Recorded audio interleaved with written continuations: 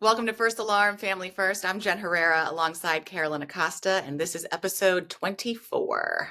Yes, and we're excited to have John Kelly today, a former Miami-Dade firefighter. Joining us, John is dedicated in helping first responders overcome the outburn, rebuild their health, and find balance beyond their job. He focuses on holistic treatments, emphasizing the importance of quality sleep, stress management through exercise without overdoing it, exploring natural alternatives before turning to medication. John, thank you for being with us here today. What led you to leave the fire service, and how did you decide to look at this in a different way as far as mental health?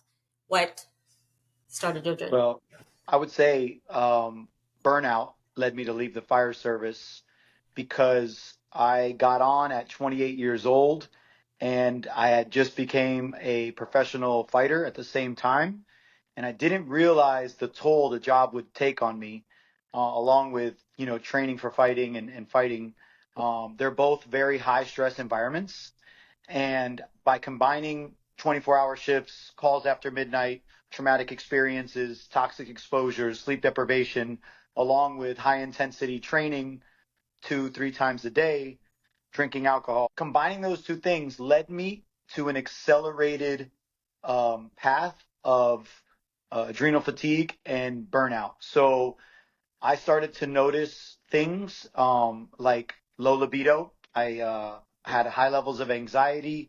I began to become depressed. I became um, an insomniac where I couldn't sleep. I couldn't fall asleep at night, and I was tired all day. And I began to realize that my lifestyle was slowly killing me because I would wake up in the middle of the night, the same time every night, with panic attacks. I began to actually have suicidal thoughts because I thought I was going to be like that forever. And I thought that if I continued on the path that I was on, that there would be no escape for me. So I didn't have anybody like me who had already been through it, Mhm. and I didn't see a way out. So I decided to quit everything. Mhm. And I was like, I have to start over. I'm losing my mind. My health is deteriorating. I had blood sugar issues. I had a heart arrhythmia that still comes out when I'm stressed out. Yeah. And I realized that I was not being the father and the husband that I needed to be. And that as much as I loved fighting and as much as I loved firefighting, they were both combined killing me.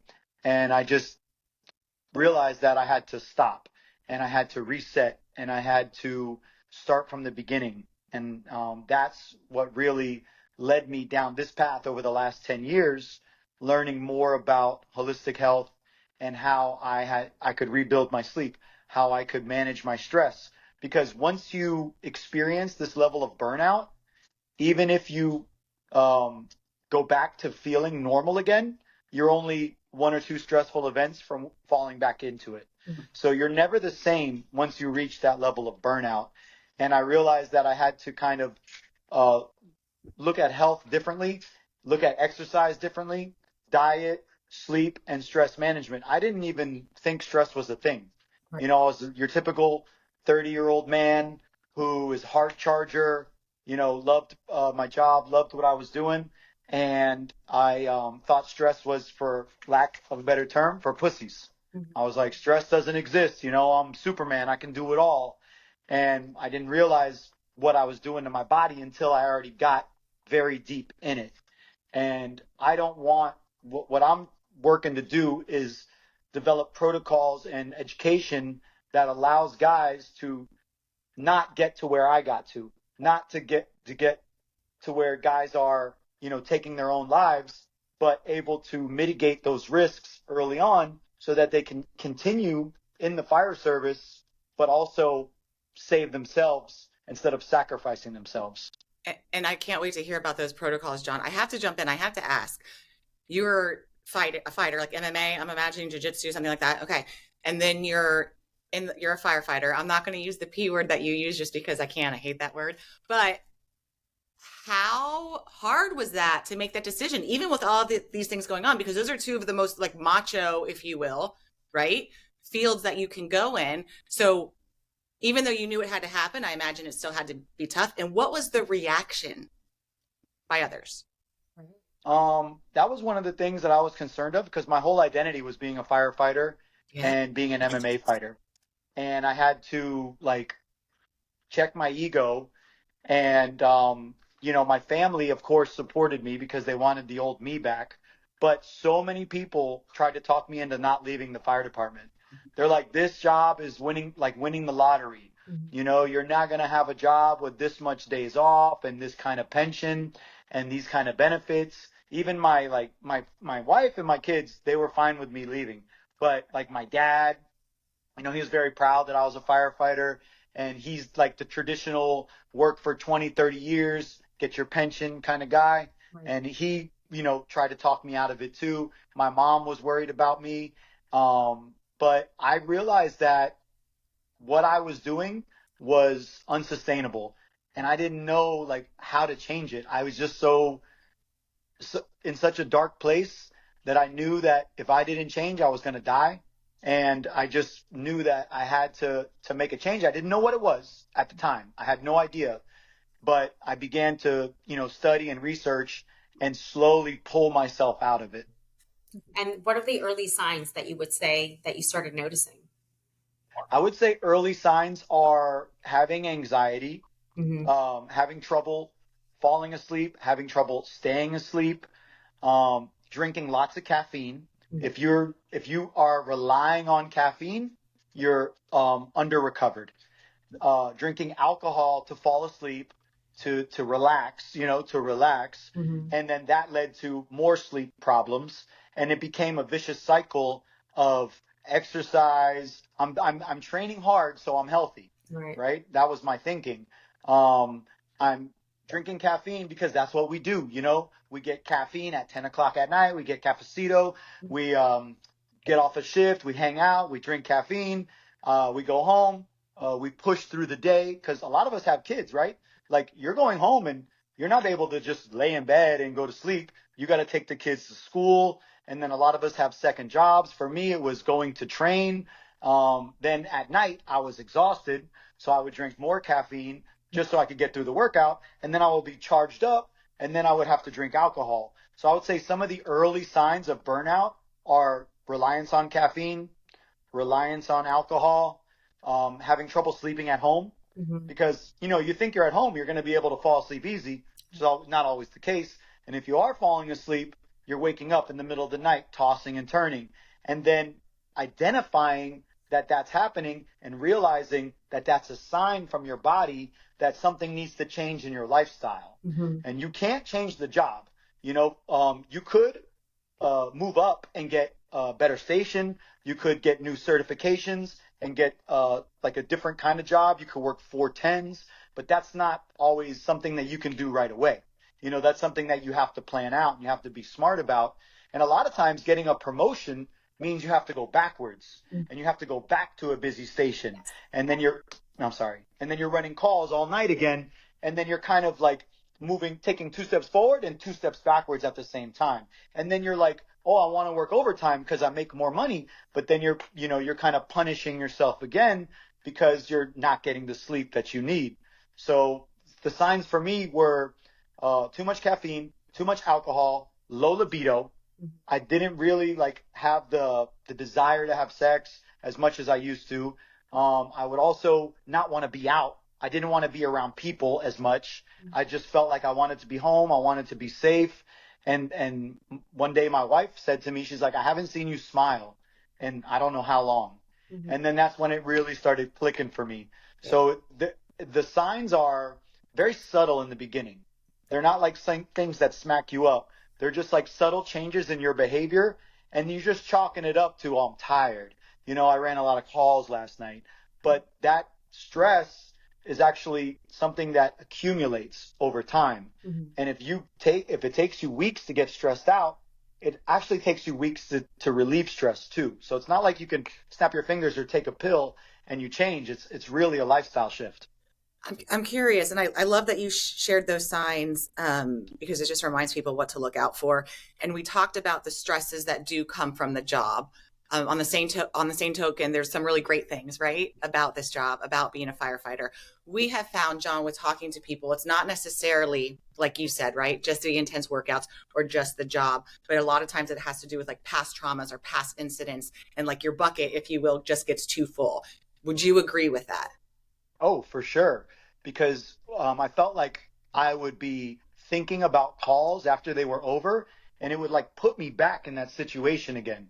The same fight or flight hormones that would come out, and you don't necessarily like want to talk about it over dinner, with your family, but it's replaying in your head when you see a dead child or you run a call where like a teenager's dismembered, and it's like something that continually pops up and you're reliving that incident over and over again, and you don't want to talk about it with anybody. And then when you're in the firehouse, you're almost making jokes, not about death, but Right. you're making like dark humor jokes to kind of relieve the stress of it. And we know that we can go and talk to professionals, but even talking to professionals sometimes doesn't feel like they actually know what you're going through, because until you like live that, it's hard to relate to people that have experienced that. So when you have those traumatic experiences often, and you combine it with sleep deprivation and poor lifestyle choices outside of the firehouse, that's when you really start to see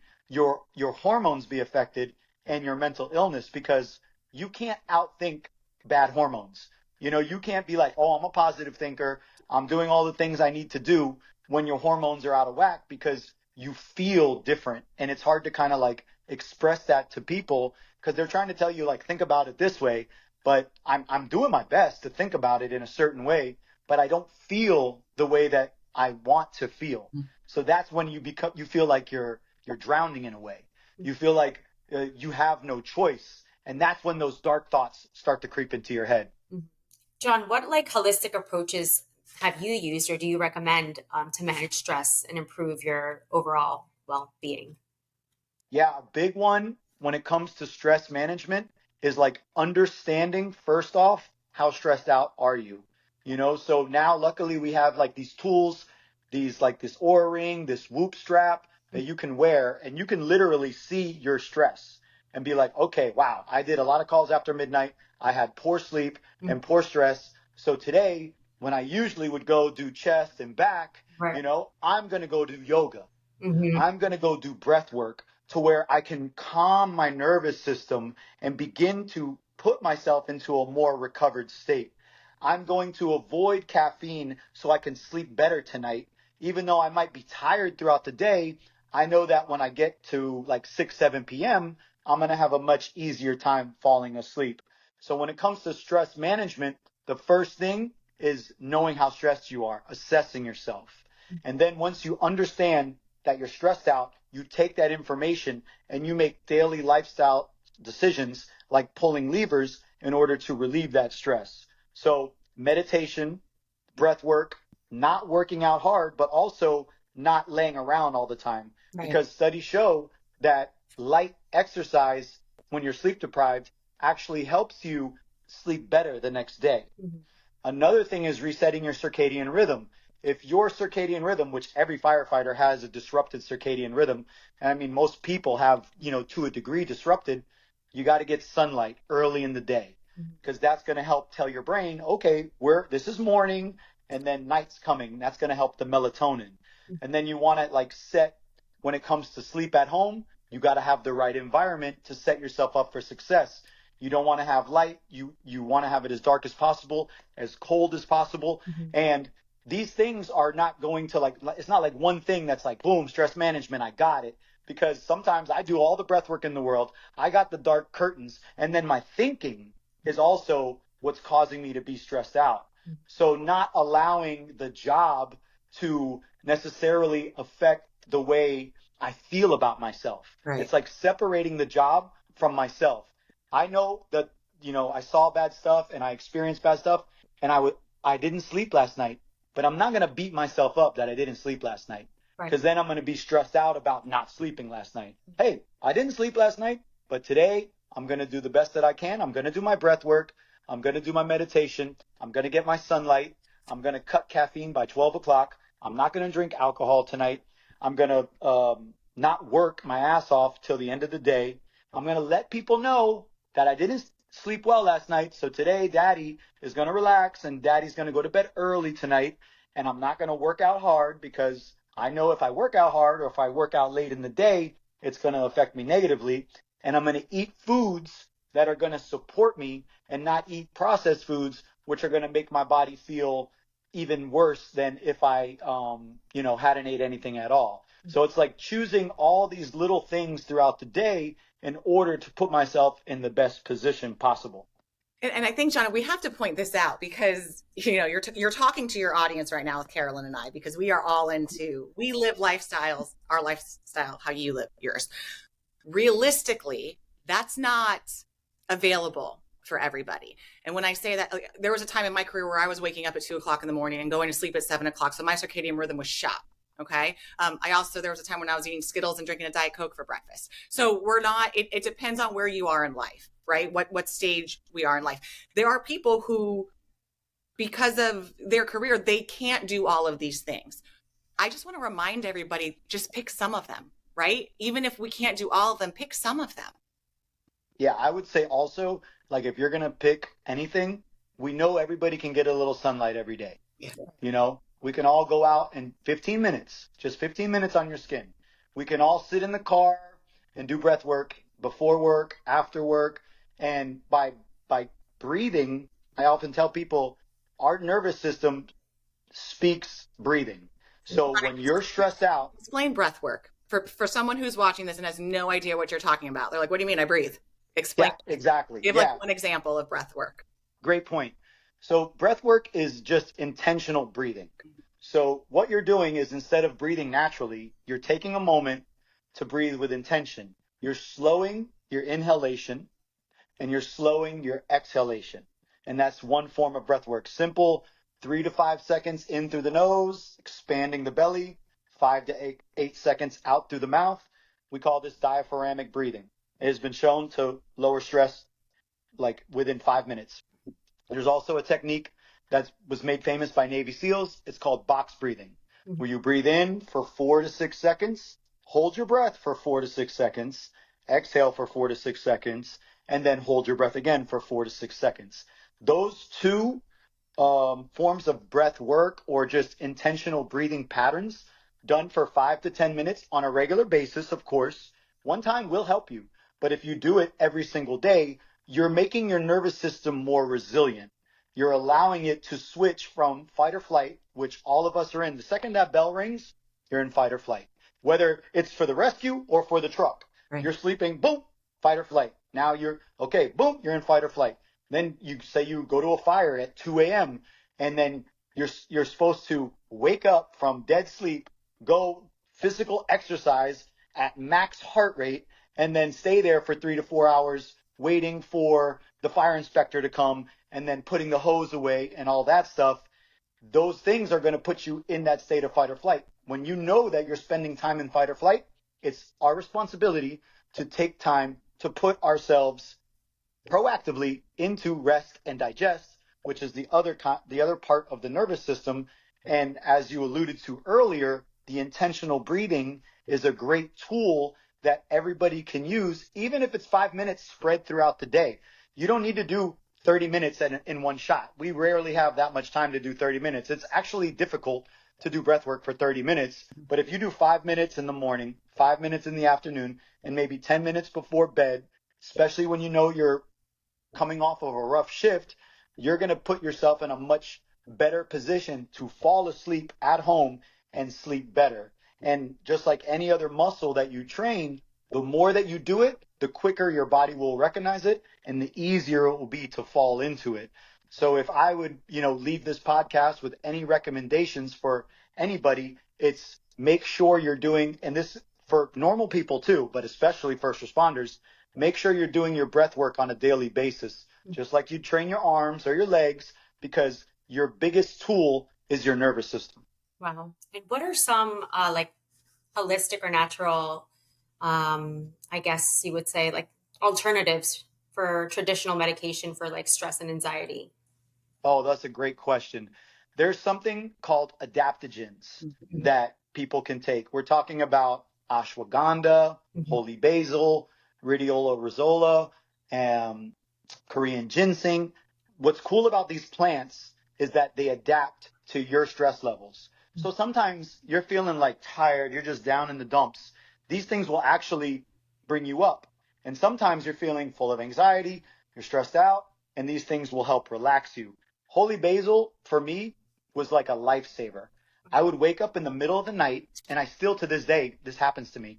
I wake up in the middle of the night, especially when my mind is very active, and I'll recognize that, okay, John, you're too wired. You're not going to fall asleep. I go and I get a holy basil, I take it, and then I'll eat like a banana so that I get a little bit of glucose in my blood, and I put my body in a state of, you're safe, buddy, you know? And within a half hour, boom, I'm able to sleep a lot better. Another great combination along with the adaptogens is magnesium. So magnesium is a nutrient, it's a mineral that is not really available in our food as much as it used to be due to over farming practices. The soil's not as good as it used to be. So now the foods that would typically have lots of magnesium don't. So most people are deprived of magnesium. So you want to take a magnesium supplement, especially before bed. And there's also a combo amino acid called glycine that you can take with the magnesium, which is like a 1-2 punch. And the glycine helps you fall asleep, and the magnesium helps you stay asleep because the magnesium actually relaxes the nervous system. So I recommend that all the guys that I talk to and work with, that they're on magnesium, they're on glycine, they're on adaptogens, and making sure that they're consistent taking them, being proactive with it, because it will really help you manage stress levels. Ashwagandha has been a game changer for me. Yes. I like, Yeah.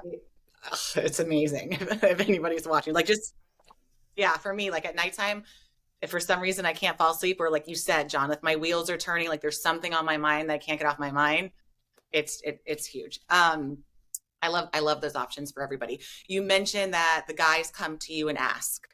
Are you referring to firefighters or first responders in general? And Yeah. First responders in general. does it happen often? Because that's really good to hear if they do. Yeah, it happens all the time. Like what I've been doing lately is just putting out this kind of content like, hey, this is what I learned in my journey. This is what I've done to help myself. And if you try these things out, like you said, ashwagandha works for you. Yeah. Holy basil worked great for me. Different things work with different people. But overall, if you're taking these minerals and these adaptogens, you're supporting a system that's under stress. And not everybody needs to be on these things if you're not somebody who's in a high stress profession as much as we need to be on it. So they reach out and they'll ask me, hey, how do you improve sleep? How do you get more energy without taking caffeine and stuff like that? So there's definitely a trend of first responders acknowledging that these problems are real. And it's unfortunate that when we become firefighters, we are taught how to put out a fire, how to run a medical call, but nobody tells us how to behave outside the fire department.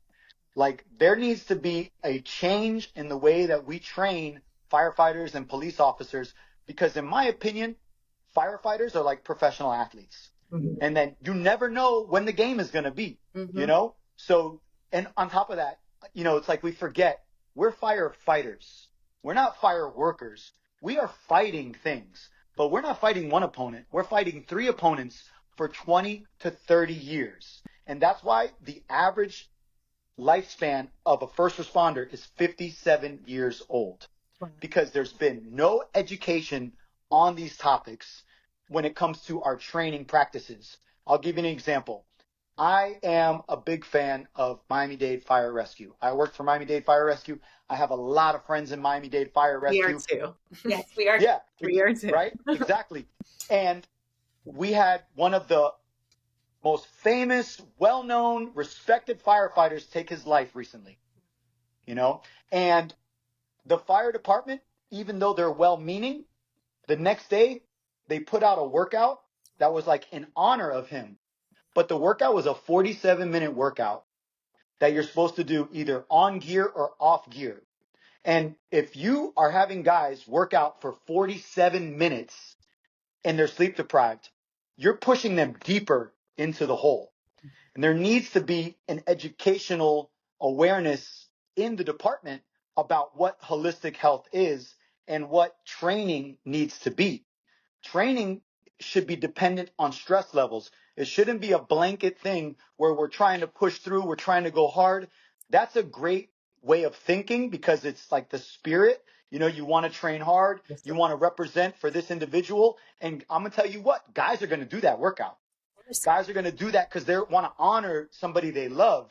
But if they do that workout and they're sleep deprived, they're going to screw themselves up.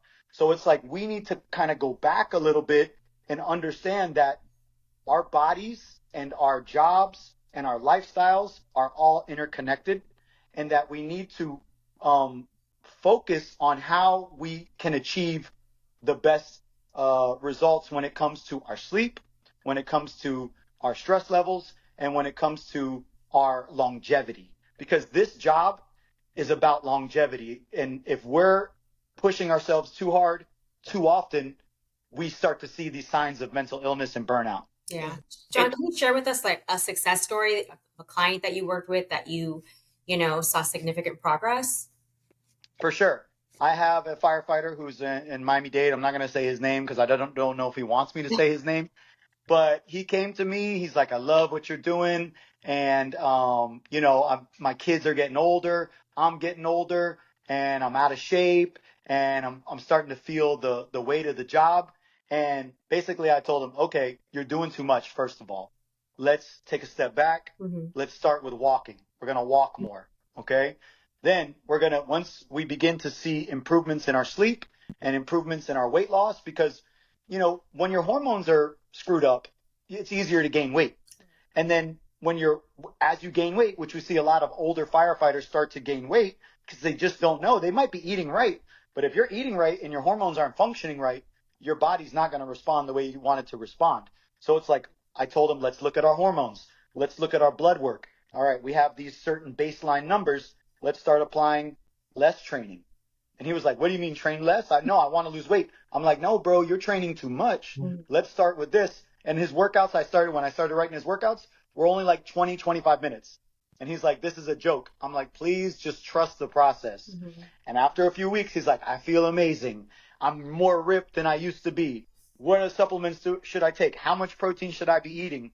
And it's just, you know, when you look at somebody, when you're working with somebody, you have to identify where the big rocks are. What are the big things that we can do?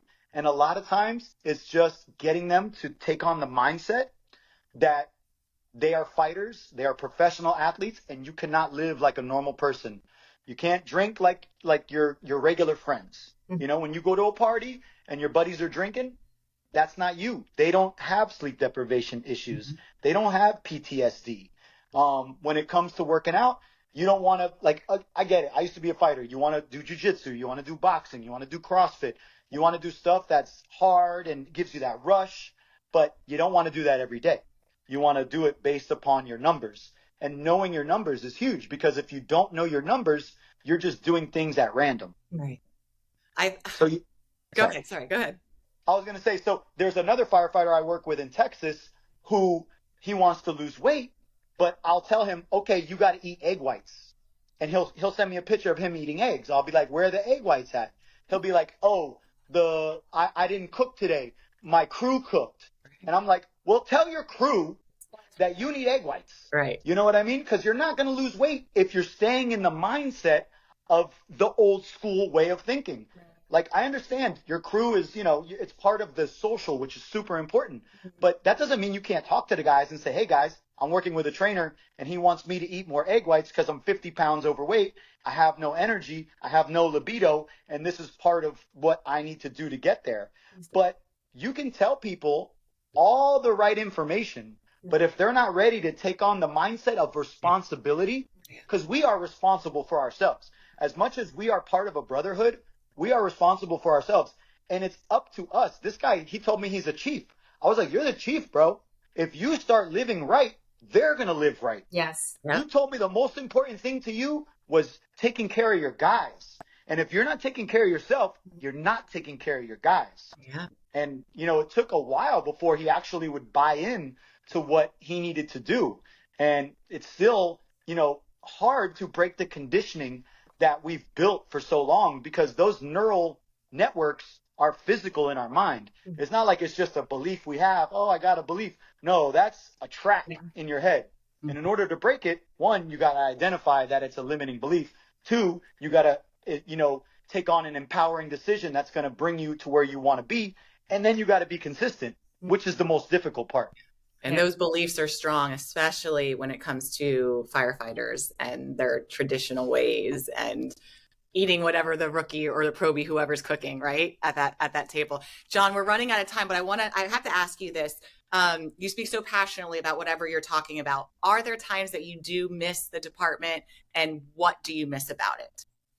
Yeah, for sure. I miss sitting around, eating dinner together, joking. I miss running into a fire, the adrenaline of it, breaking down a door, even cutting open a car, and just helping people when they're in their most vulnerable position. There's a rush that you get that you can't get in any other area of life when you do that kind of stuff. So I definitely miss that part and the camaraderie. And that's really why I wanted to come back into the fire service in a different capacity, because I realized, I was forced to retire. I felt like I was forced by my health, but I want to be the guy that helps guys not get to that point. Yeah. I want to be the guy who you can talk to, who's been there and understands, and who has educated himself and has worked in a way to help you mitigate those risks so that you can live long into retirement. And I feel like that was my calling. Yes. And I feel like that's why I went through what I went through, so that I could learn and be equipped with those tools, and then come back as a firefighter supporting other firefighters. I love what you're doing. You're doing an amazing job.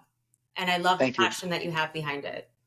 I love what you guys are doing too. I mean, when I saw what you guys were doing, and you guys popped up on my feed, I was just felt like we were kindred spirits. And this is things that only if we work together and build community are we going to be able to have a wider impact. Because if we're all separate doing these things, then we're gonna help people around us. But as we grow and we create this network of health first responders, wives, mothers, brothers, all that stuff, I think that together we can create monumental change throughout the world. Yeah. Because if we can change the way the training is done for departments around the world, we're going to change people's lives, and it's going to have a trickle-down effect into the community, into their families. And I couldn't think of a more important thing to do for the people that sacrifice themselves for us. Absolutely. We could not agree. I want to do another episode of just breath work. I'm not kidding. We only talked about a couple basic ones, but I think that that's hugely important.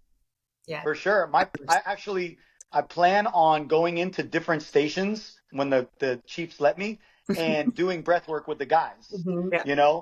When they start to understand the importance of it, my goal is to go into different areas and teach the breath work to the guys, so they have a tool that they can take home with them and they can apply it. And if anybody's watching this, I want you guys to go on YouTube and just type in stress relieving breath work, diaphragmatic, box breathing, put on a video, and just do what it says. 10 minutes a day keeps the doctor away. There you go. We love it. John, thank you so much. We look forward to working with you again for sure. Yeah, me too. Thanks, guys. Awesome. Appreciate you. And a reminder before we go, if you see something, to sound the alarm. Save a life. Always.